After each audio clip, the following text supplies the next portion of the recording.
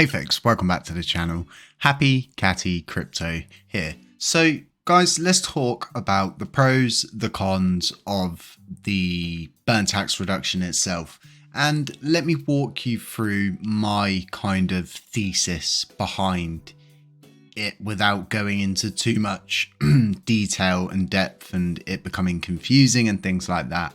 So as we all nodes holds a considerable amount of power, and what I want you guys to understand is this is why I always say about voting power being, spread out much better than it is. All nodes has the say and sway over, votes, as you guys have seen. So I think this is a good thing, and it could also be a negative thing, but I think the positives outweigh the negatives depending on how CEXs react. If it does what it says on the tin, so to speak, and magically brings back all of these projects that we lost during the capitulation. But the issue being, from my understanding, is the ones that we have lost is because USTC is broke. But dropping the tax in itself should, like they're saying, and incentivize projects to either come back, build on the blockchain, help fix current issues with the smart contracts and double taxings and stuff like that, and then make it just seem like a nominal fee, like a very, very minimal fee. And then obviously setting aside 10% of that 0.2% to finance the ecosystem infrastructure and contributors. Now, I would like to know obviously where that 10% goes. Does that go to the community pool? Do they then make a request from the community pool for those funds?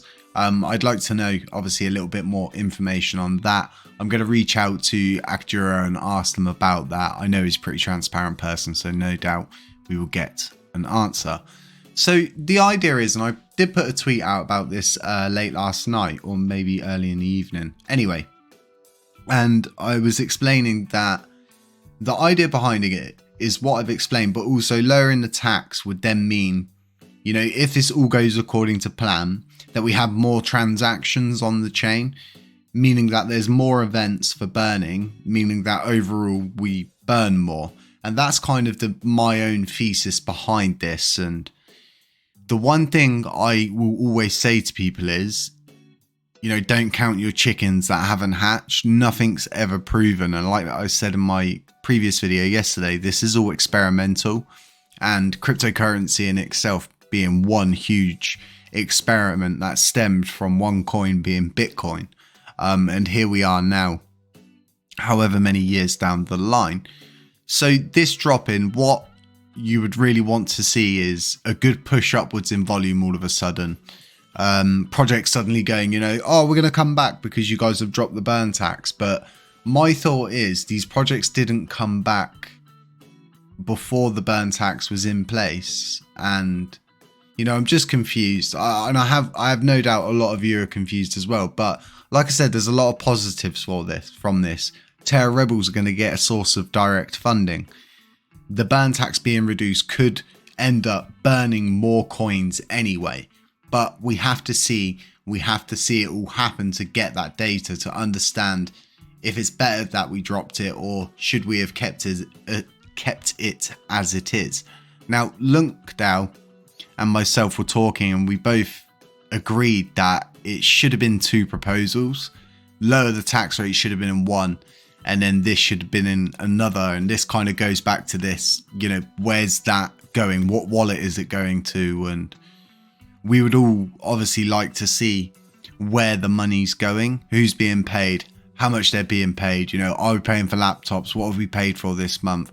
And I think we have the right to know where the money's going, because as much as it is to fund Terra Rebels, it's actually to fund, on the overall broader consensus of things, the ecosystem and the future development of it. So we should know where all that money's going and things like that. But I was speaking to my lead dev, and I was explaining to him and he's explaining to me, and we've spoken about this a lot previously, is the fact that new validators coming on board is going to be a huge game changer, because there's so many validators currently. I mean, you've got KuCoin, they're not doing absolutely diddly nothing. Like absolutely nothing. In fact, why should an exchange be able to hold a validators node? I believe it's a conflict of interest. Like it all stems along that line because they don't care. Look how many Oracle, but they've never voted on anything, it seems. And this is not what you want to see in a validator. You want to see a validator being fully engaged, getting all of their votes in and having a fair commission rate, not trying to do this whole 0% malarkey, which is just a joke. I can't believe people are still trying this, that they think it's okay to just go to a 0% to create no competition whatsoever. And I'm glad it's not really working and people are wising up to it. But as you can see, a lot of these 0% commission rates have dropped out. There are still a lot of people that have got them, but you know, understand your validator that is holding your coins. And always remember as well, by the way, folks, they can't run off with your coins, okay? Validators can't go anywhere with your coins. If they shut their nodes down, you would just get your coins back. What you want to be careful of is a node that doesn't just get shut down and instead they go into like a slashing event. And I've even heard stories already now that people have been, you know, part of slashing events, which totally sucks, but it's always back to that thing of doing your own due diligence on who you've delegated with. So really excited to see all the different nodes that launch and to see how they all get on and see who really is drilling holes in the boat and who's patching holes in the boat and helping it sail along. And a good example of this is pretty much KuCoin. They're literally just here draining rewards out of the system and putting absolutely nothing back into it. And they've got a 10% commission rate. And all of these coins are self-delegated. So that's the even worse part, is that they've done this themselves. They literally did this themselves. They're just here to capture what's in the Oracle rewards pool, and that's disgusting. I mean, KuCoin, come on, what are you actually doing for this community? And I think I'm going to leave it on that with you guys. So really interested to see how this lands. Actually, before I leave it on that note, I'm not going to leave it on that note. Let's go over to the epoch.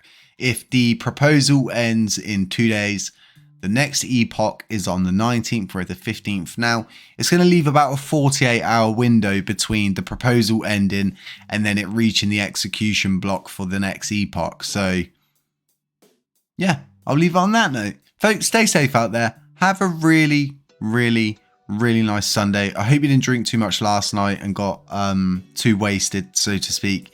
And just have a really good one. Just stay safe. That's the most important thing that I can put out there for you guys, is just stay safe. Question everything. If you're unsure about something, head over to my Telegram group. You know where I am. I should say it more, but I think people get the picture now. And I'll catch you in the next one. And remember, not a financial advisor. Sure.